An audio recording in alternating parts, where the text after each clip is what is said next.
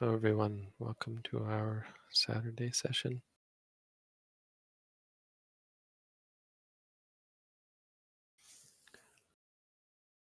Today we have a special new program in conjunction with Saranapala Hamdru, a Sri Lankan, Bangladeshi monk who ordained in Sri Lanka and who teaches in Toronto. He's invited several monks, including myself, to take part in a discussion. I don't know if it's weekly or bi-weekly or monthly, we'll have to see, but it's today anyway.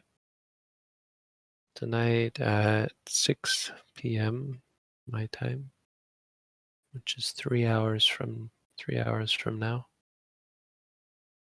And today's topic is the Karaniya Metta Sutta.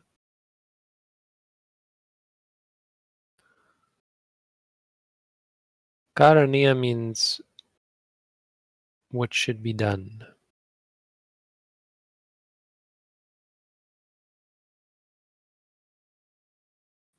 Karaniya. Kara is the root to do in regards to doing. Niya should be, should. What you should do. So I tried to think of a translation of the Karaniya Metta Sutta. Doesn't lend itself easily to translation. But it's the Sutta on Metta, which we often translate as something like love. It probably means something closer to friendship or friendliness. But love is such an ambiguous word that it could mean love, depending what you mean. It's one sort of love.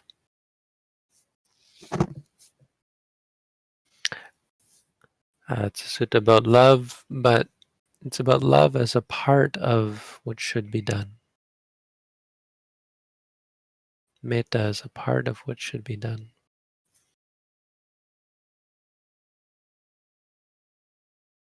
So it's what we have to do. It's our to-do list, including and focusing on metta. Now, more specifically, according to the story, it's what the Buddha encouraged a group of monks to do. It's what he instructed them to do. These monks had gone off to live in this deep, dark forest. Maybe that sounds too ominous. A pleasant, peaceful, agreeable forest, suitable forest for the practice of meditation. But they found that they had such dreams and such visions of disembodied heads and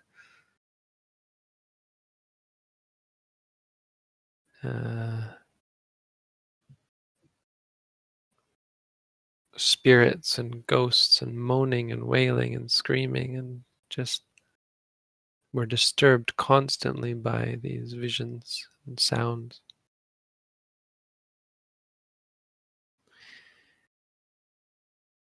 It seems the devas living in this forest, the forest angels,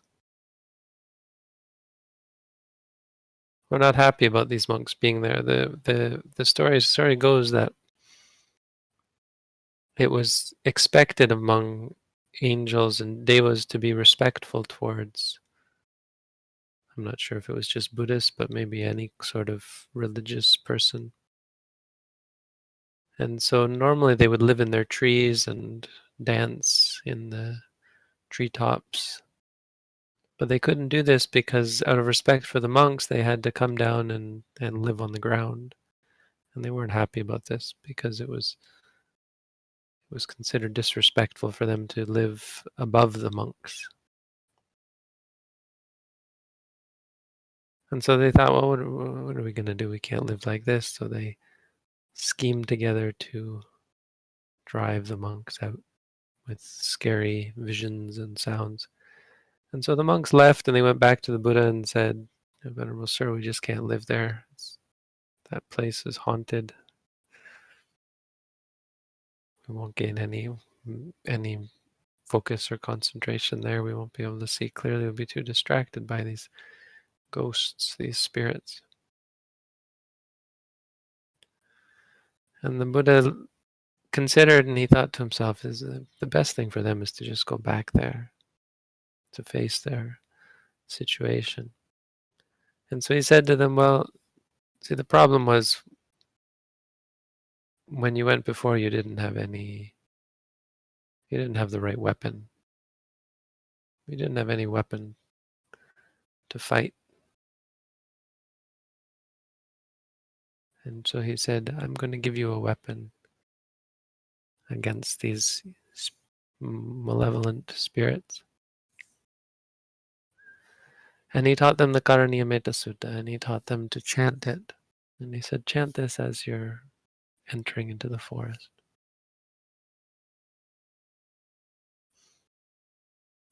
So it's actually a chant that is used, a sutta that is used, that is chanted quite ubiquitously across the Buddhist world. And it's used especially, or it's recommended to be used especially for monks when they go to a new place. A monk is staying overnight in a new area, or Buddhists as well, non-monastic Buddhists. When they stay in a new place, will often chant this sutta, or at least do the things it tells you to do. And one of the great things about this sutta, it's very famous as a practice of metta. But one of the great things about it is it doesn't stop at just metta, because of course, metta, no matter how great it might be, and it is pretty great, it isn't sufficient. It doesn't describe the Buddhist path. It isn't what the Buddha taught, not in its essence, not at the core of the Buddhist teaching, It's not the core of the Buddhist teaching.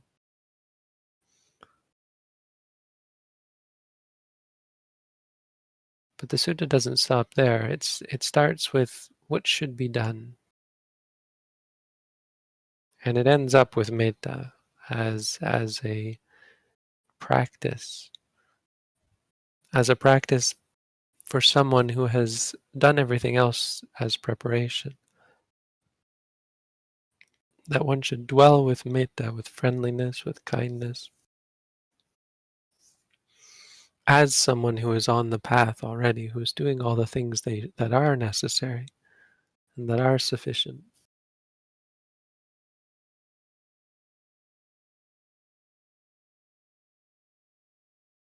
Sufficient to reach the santang padang, the peaceful path.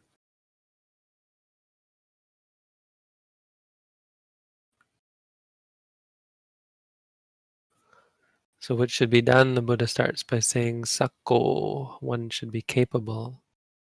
You have to be competent, which is really on us. We have to be the ones to do the work.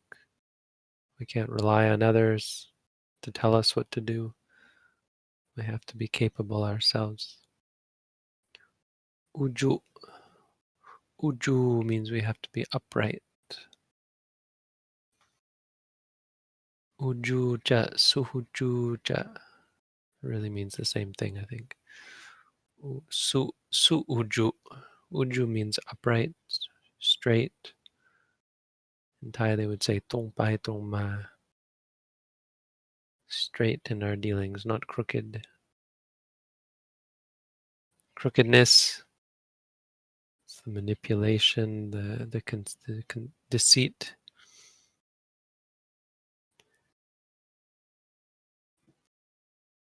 You can't cling to things when there's no crookedness. If you think of what it means to cling, if you want to cling with your hand, you have to bend your hand into a claw. But a straight hand cannot cling.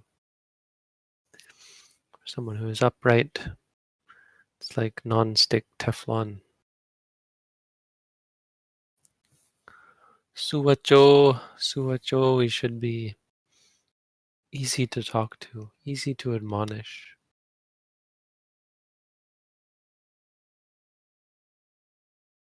When someone points out our flaws, our faults, we should not get angry.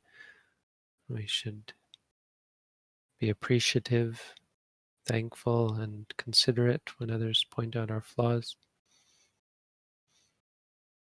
Doesn't mean that when people point out your flaws that they're right. I mean, usually it's a bad thing to point out other people's flaws. It's a sign of being flawed yourself.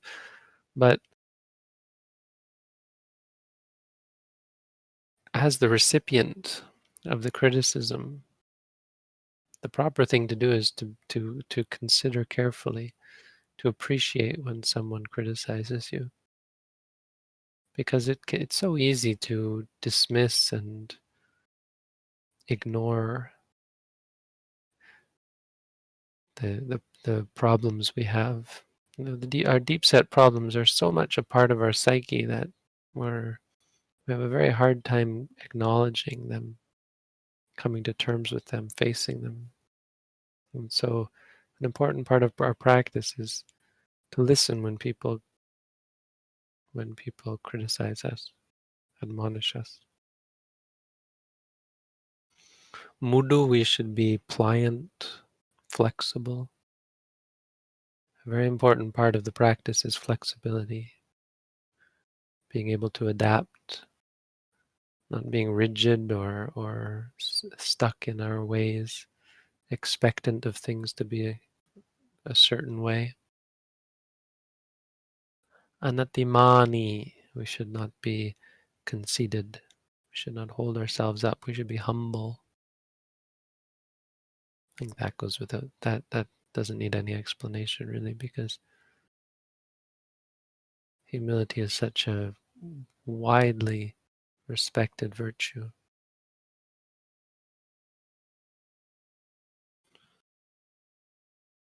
Humility is something beautiful. And of course means sincere humility. It is possible to put on airs of humility. You sometimes find this with Buddhists because we're taught that egotism and attachment to self and so on is wrong, and so it's very easy for it to become a sort of a fake practice of intentionally acting humble, like as an intentional practice with good intentions perhaps, but humility can't be contrived. Humility is beautiful, but it's also very difficult for it to be pure. It's a challenge for us to really and truly let go of our ego, let go of our conceit. Santusako, one should be content. Contentment is a huge part of the Buddhist teaching, both worldly in terms of our possessions, being content, but also content with our experiences, learning to experience things without any judgment, as though we wish it was another way or we hope it stays this way. Santusaka means being okay with whatever.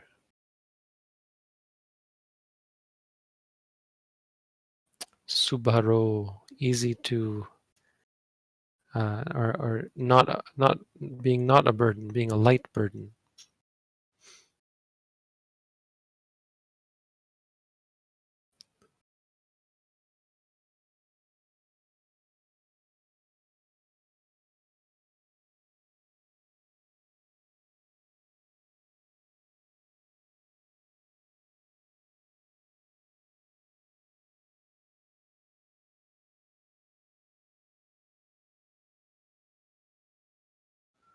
Means not being a burden on others. Subharo, bara is being a burden. Baro, burden. Su means light or easy. Someone for people who help us, for people who support us, not being a burden on others.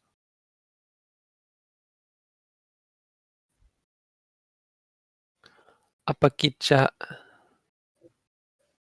not being busy, not being a busybody, getting busy with work or hobbies or sidetracked by projects. Now, there are works that, of course, we have to do, people in the world have to do, and there's work that even monks have to do. And so it isn't true that always we should be apakitcha. Sometimes we'll have kitcha that we have to do. We have work that we have to do.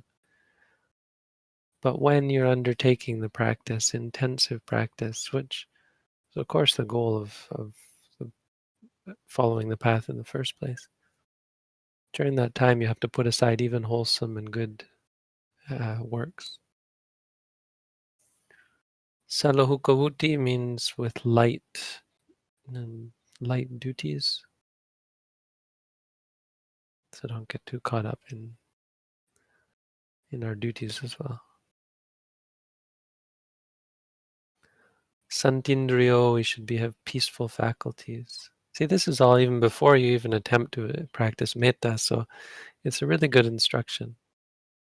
And it's not just about leading up for metta. Metta is a part of this preparation. This is a part of how we prepare for our cultivation of the path.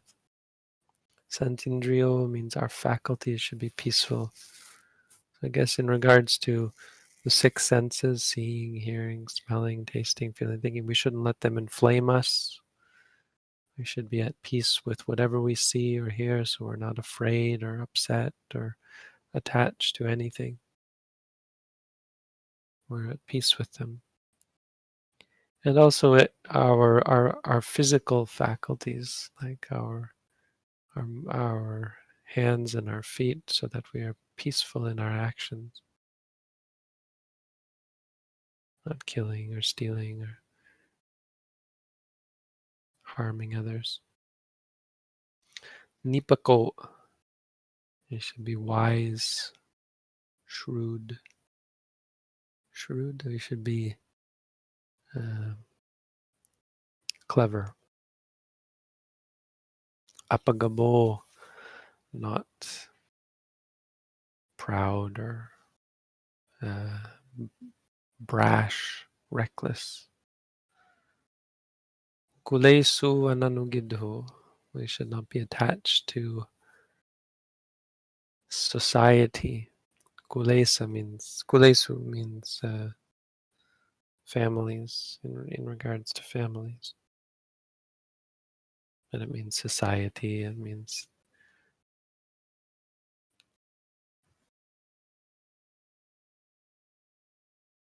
getting caught up in socializing.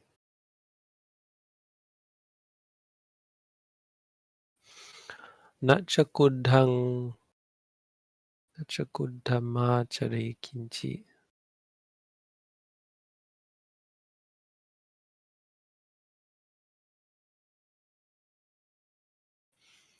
Should not do any little wrong deed. Yena vinyu pareyu pavadeyu, that wise people would censure us for. Even the smallest wrong, we should not do it. And then we should cultivate metta. The rest of the sutta talks about metta, and I'm not going to go into that. I don't want to spend too much time talking. But I will say that if you want to learn more about the Metta Sutta and the practice of metta, which I assume will be the focus of tonight's discussion, then join us at 6 p.m. I'm thinking I will be back on YouTube at 6. Now, it's being streamed by the host, but I'm thinking I'm going to stream it as well from our end. Or maybe if Chris is here, he'll stream it for me. I won't push that on him, but I'll be here at 6 and I can just stream it from here, I think. And it ends, the sutta also ends, the last thing I'll say is that it ends by reminding us that what's really necessary, metta is the focus of the sutta, and he talks about wishing all beings to be happy. Sabbe satta bhavantu sukhitata. But then he says, with all of this, there's still more. He says, titincha nupagama, not getting pulled away by views, getting distracted by views. Silawa, being ethical, virtuous. Dasanena, sampanno, being filled with having perfected one's vision, having completed one's quest for vision to see clearly. Kami suvinaya gedhang, working one's way out of greed, pulling oneself out of the mire of greed and in regards to sensuality. Nahi chatu gabasayang punareti. One will not come to further birth, further rebirth. That's what leads to freedom. So it's an important sutta. It's important as well because of its teaching on metta, because metta is an important tool that we use. Free our minds from anger, hatred, cruelty. It's a useful tool for stabilizing the mind, but also it has a depth of teaching to it, reminding us of what we should do, how we should prepare ourselves and provision ourselves for the journey. So that's what I have to say today. Now we'll go on to the Q&A section. If anyone has questions, go ahead. Feel free to write them out. If you don't have questions, you can just close your eyes and we can meditate together. But we have here today, Ulu and Jim are doing some moderation in the chat. And from now on, it will be questions only, please. So they're going to organize and Chris will ask the questions. Chris is here to ask. Okay, let's begin. I often feel very anxious and can't seem to get rid of it. I try to label it as anxious and meditate on it. Is there anything else I can do to help?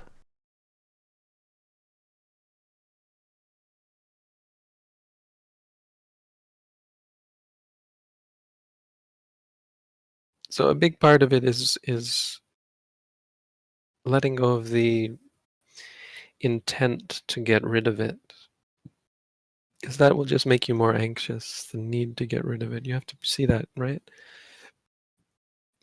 Trying to get rid of things is part of the problem. That's not what we're trying to do here. The going away of things is really the non-arising of things, and they don't arise because of wisdom, because of clarity and familiarity, because they no longer have the power over you. So when you note to yourself anxious, don't expect for it to fix your problems. Expect for it to help you see them more clearly so they have less power over you. You have to understand where the solution lies. It's not in getting rid of things. It's in not letting them affect you, even if they do come up. Not letting the things that would trigger anxiety trigger it, because of a greater sense of clarity and familiarity and strength of mind. So try and note the desire, the disliking of it, that sort of thing.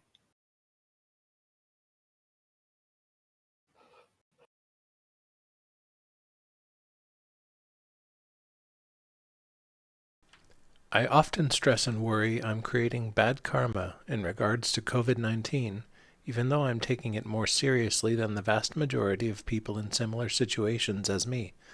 Do you have any advice to help with this? Well, the unfortunate thing is that the stress and the worry are bad karma.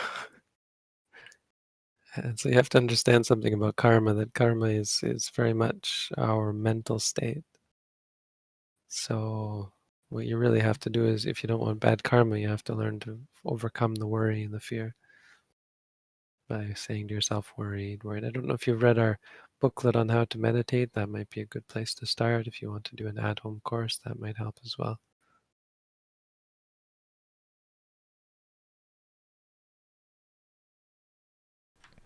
I tend to spend more time than needed on YouTube. What should I note to lose this craving for entertainment? Would noting liking help?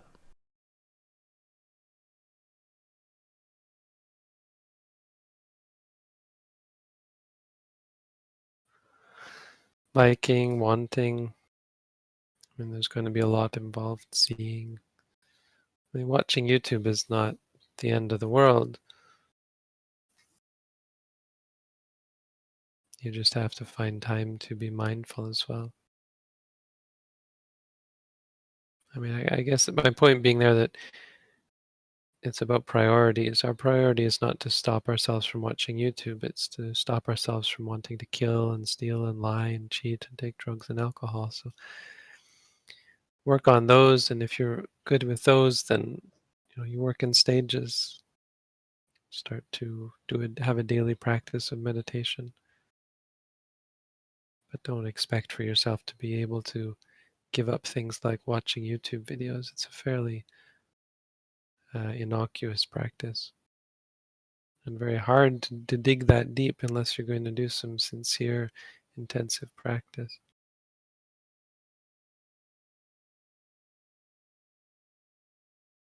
Focus on what's more urgently important.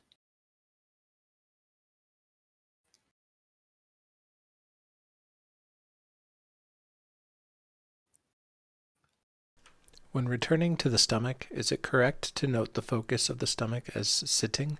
If not, should I expand my awareness around it to feel the sitting, or do I need to focus on my posterior? When you're focusing on the stomach, it has nothing to do with sitting, so you should just note the movements of the stomach if that's what you're focusing on. Sitting has very little to do with the stomach. It's much more to do with our legs, our back, our bottom. It's a posture, so it has to do with the ordering of the limbs, the direction, the layout of the limbs. But I mean, honestly, if I ask you, are you sitting right now, could you give me an answer? And whatever it took for you to know that you were sitting right there, that's all you need to focus on. Once you know that you're sitting, just say sitting.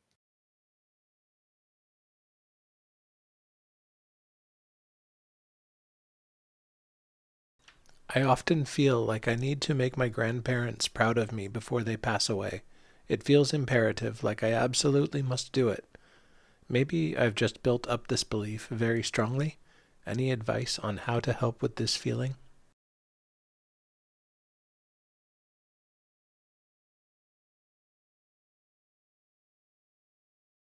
Well, it's not an evil intention. I would just try and be mindful of it. I don't know if you read our booklet on how to meditate, if you want to do an at-home course, but just try and be mindful of the feeling, the intention, the inclination.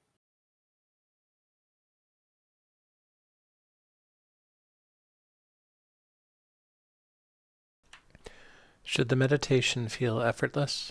Since we do not chase anything, should the simple welcoming of phenomena feel effortless? There's not really a should in how it will feel. It's about how it does feel. If it feels whatever way, then you should note that. If it feels effortless, you can even note that. Effortless, or knowing that it's effortless.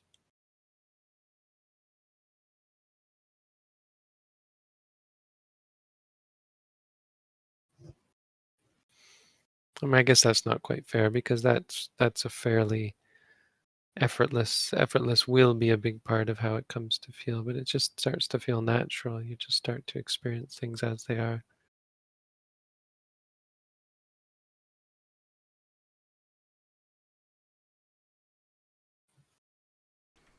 When sitting cross-legged, I sometimes feel I'm going to fall backwards. and I feel tension from trying not to fall. I've heard about a falling illusion. Is this it? What can one do about this? There's not really anything to do about it. Just live with it, deal with it, try and be mindful of it.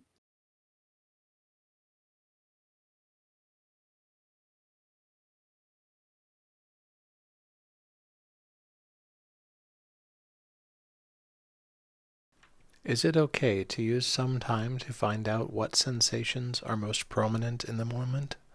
It is slower, but I find it easier to see them clearly then. And we're not trying to make things easier. Don't try and fix things so that it's manageable. When things are unmanageable, you got to learn to manage them. No, I wouldn't take time. I would just get better at seeing whatever's. I mean, by the time you've spent some time looking for what's prominent, everything's changed already. It's all new now, different now. So when we say focus on what's prominent, I mean it should be obvious because that's what it means, the most obvious thing. And it doesn't matter if you're exactly sure that it's this and not that. Whatever you're noticing right now, note that.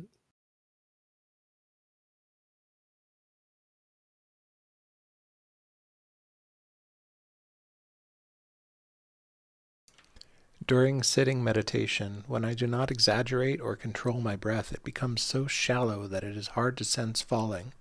Is noting falling proper when I'm only aware mentally but not physically? It can be vague. The falling can be not so clear. You can try putting your hand on your stomach. But if you're aware that it's falling, I mean, try and notice. With the hand, you'll be able to start with that, but eventually, even when it's vague, you can notice at least a little bit of the movement.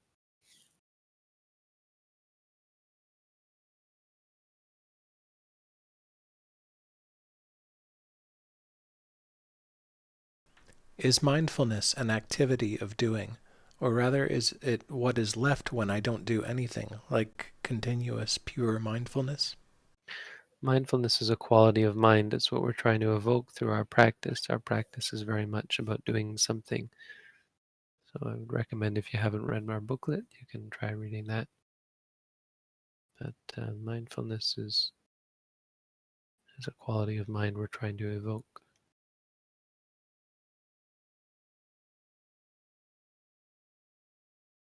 I have difficulty knowing that people are spiritually poor. I can feel ashamed and guilty that I have all of this, and they are lifeless in comparison. What can I do about this? Well, you can't flatten the world. You can't make everyone spiritually rich, as you label it. Some people who will never be interested or able to appreciate the truth, good things, freedom.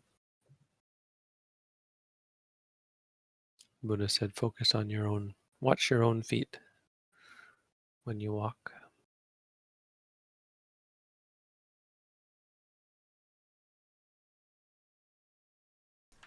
Can I note something as conditioned, i.e., can I label it as conditioned, conditioned, conditioned?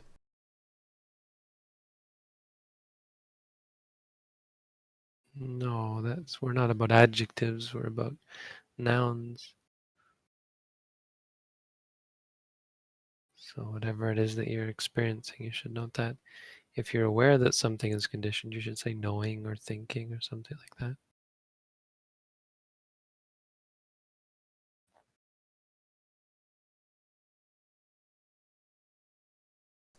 Is it okay not to give money to begging children of a certain ethnicity? They became very insistent lately every time they see me, and it's getting dangerous for me. How compassionate is this? I would be very careful about ethnicity. People of all sorts come in all shapes and sizes, and you don't want to get prejudiced about someone's ethnicity because they're always going to be. I mean, ethnicity doesn't mean anything really. It means something in terms of our culture and so on, but in all cultures there are good people. and bad people. Is it okay to not give money to kids, to beggars, begging children? I would say that yes. I mean, you have no obligation to do good deeds. You just have to do your best to cultivate good karma. So there are many reasons why you wouldn't give something to someone. If you really want to let go, though, best practice is just to give whenever anyone asks. It's not a very sustainable practice in terms of making a livelihood, but it's the ultimate way. And that's why, of course, as monks, we give up pretty much everything and we try to keep only things that no one else would want.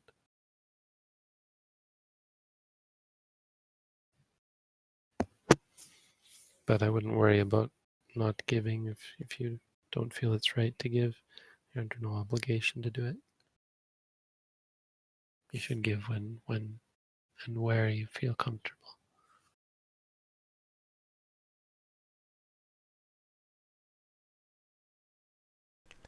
What if you were never loved as a child? How do I meditate on unconditional love, a feeling that I am unfamiliar with?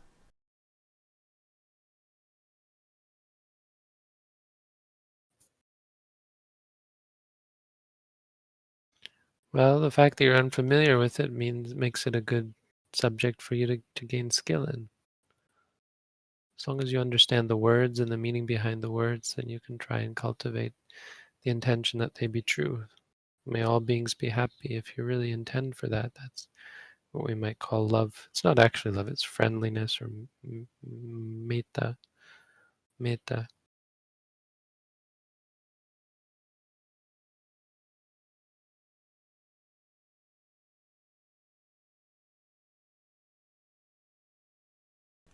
Since the topic involves metta, every time I practice I have no problem being compassionate about others, even ones who do me harm.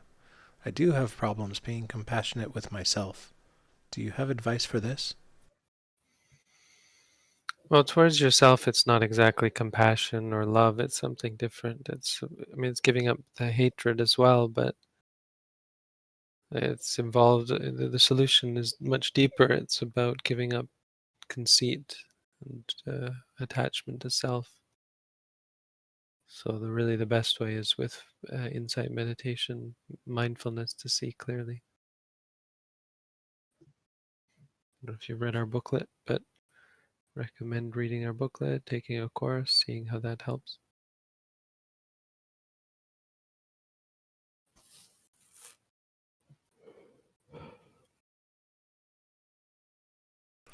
I'm a bit stuck. I have a lot of guilt from not being able to practice. It would be a success to even practice a minute a day.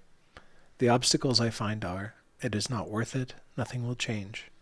What can I do about this? Try to start practicing here and now. Don't worry about the minutes or hours that you do for the day. Try and just be mindful whenever you can. That'll teach you. You'll start to see more clearly. You'll learn things about yourself. You'll find more peace, more happiness. You have to not think of the practice as an entity because it becomes like a monster itself.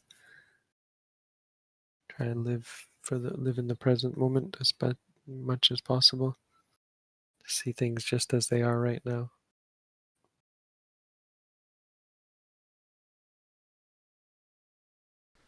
I'm practicing meditation and I'm having thoughts about people who seek long discussions with me about worldly affairs, Buddhism included. I wish people would leave me be. What would be the way to cope with this?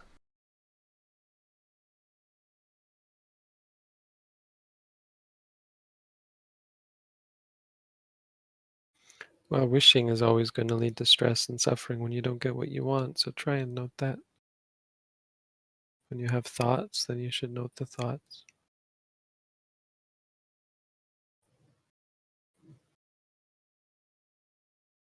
Don't know if by practicing meditation you mean you're practicing the way we practice. So if that's not the case, I might recommend reading my booklet.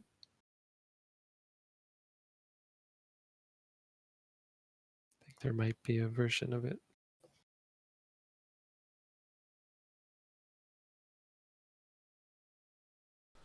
I'm trying to live a spiritual life, and I'm religious, but I love playing video games. Is it okay to be a gamer if going this path?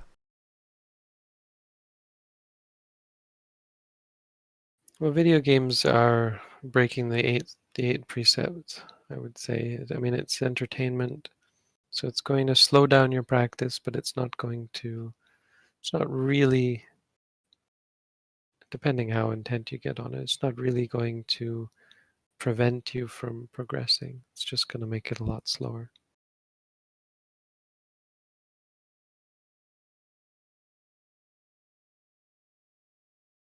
So no, you can be a Buddhist and play video games for sure.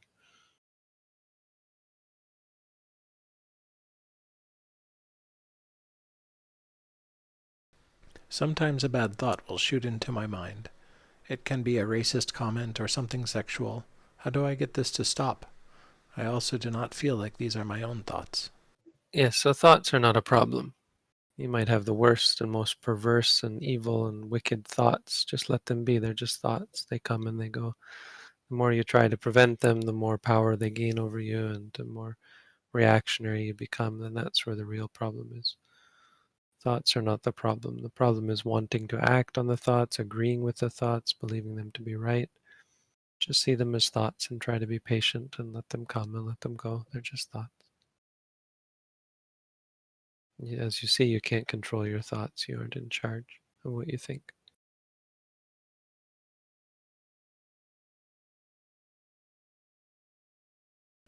From not practicing at all to practicing for some time, would you recommend setting a specific time of the day to practice and starting with just a few minutes to grow a habit and build from there? I do. I recommend thinking of it like that. Do what you can when you can. You'll see how it grows as a habit. But don't be discouraged when if you later on you stop doing it. I mean, just you can always start again. Start whenever you can. Keep starting.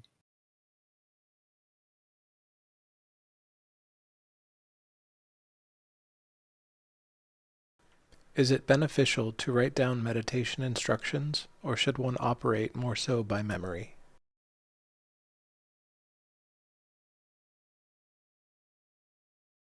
I don't really have an answer for that. Whatever works best for you.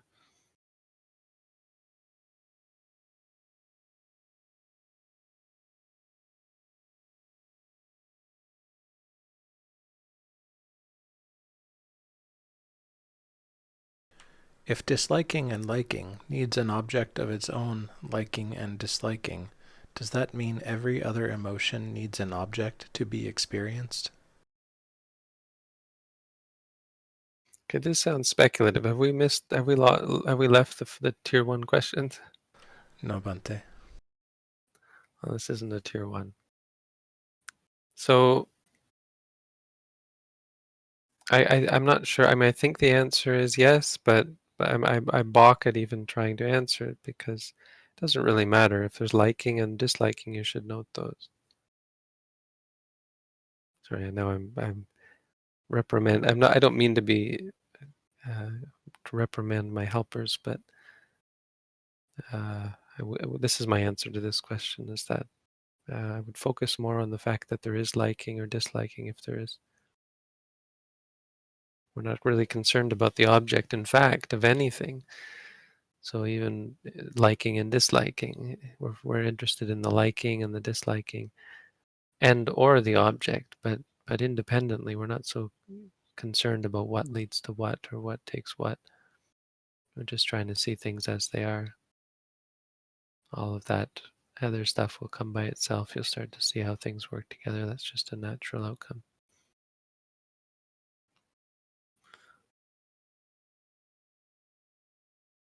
Meditation can be very confusing. How can the person behind the doubt and mystery be encouraged? Wouldn't it be great if people were more confident about meditation and Buddhism?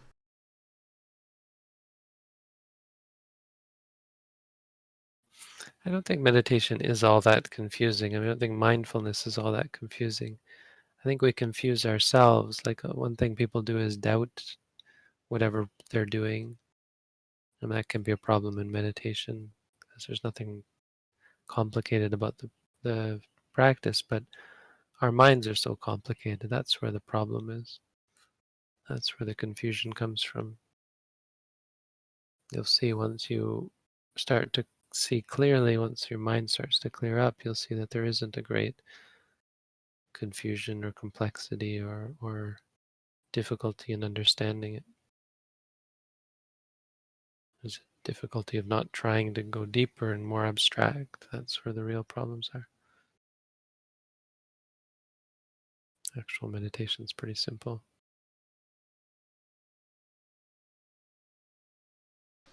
I often find that I start to note one thing and note another before I finish noting the first thing. Is this a sign that I'm going too fast, trying to do too much? We're not really that interested in signs, not like that. It's I would just not be concerned too much about it. Continue on, note something, note whatever's clearest. Once it's gone, one thing is gone, then we usually try to go back to the stomach. That's a good rule of thumb.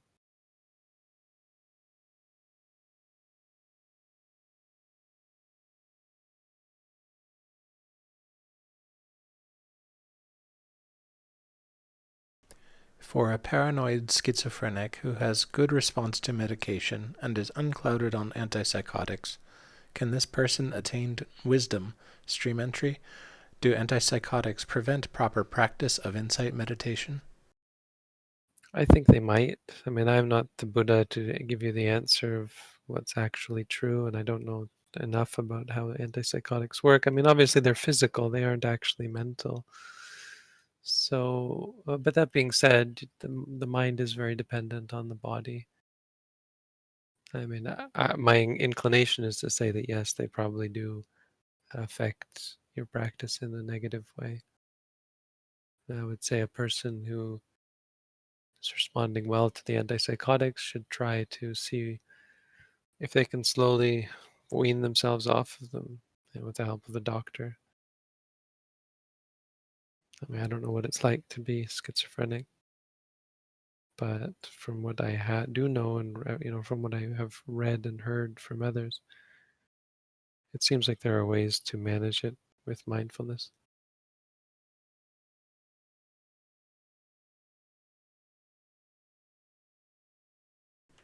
How can we note the feeling of hopelessness? Is hopelessness correct but just imprecise? Yeah, I mean, you can note it, but I would rather try to figure out what you mean by that. Hopelessness is a judgment of things. So, do you feel hopeless? Then you might be depressed or angry or upset at the very least.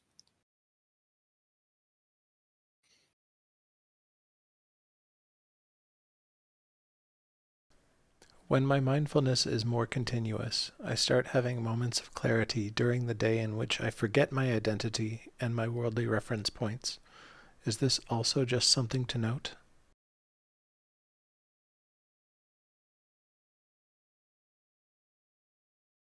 Yeah, I would note something like knowing, feeling, perhaps. Don't get attached even to good things. I mean, good things will come, and that's a good thing, right? It's good that the good things come, but don't get attached even to them.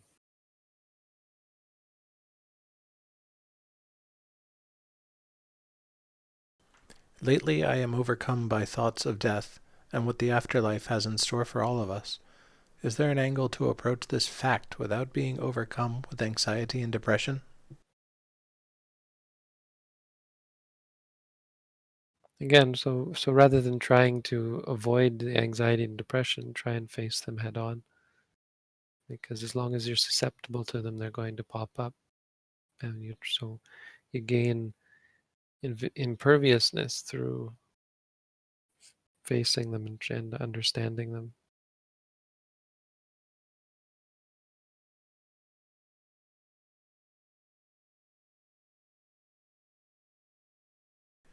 When I'm having fun, I'm a little discouraged because I can't see distinctly the pleasure from the liking. Do you learn to see this over time? Yes, as you practice, you'll come to see that liking and the happiness that's supposed to come from liking is really inferior to peace and clarity.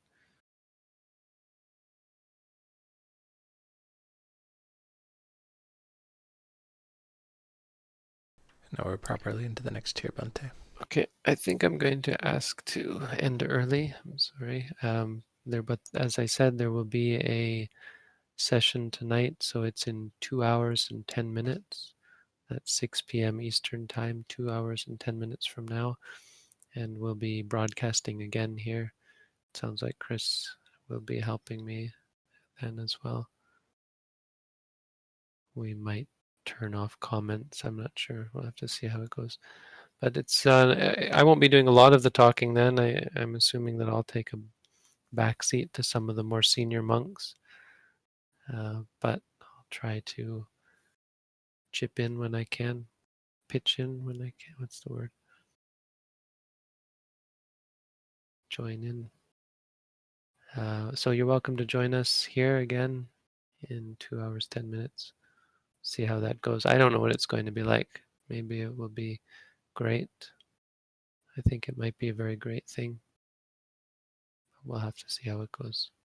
No expectations. Until then, have a good present moment. Sadhu. Sadhu.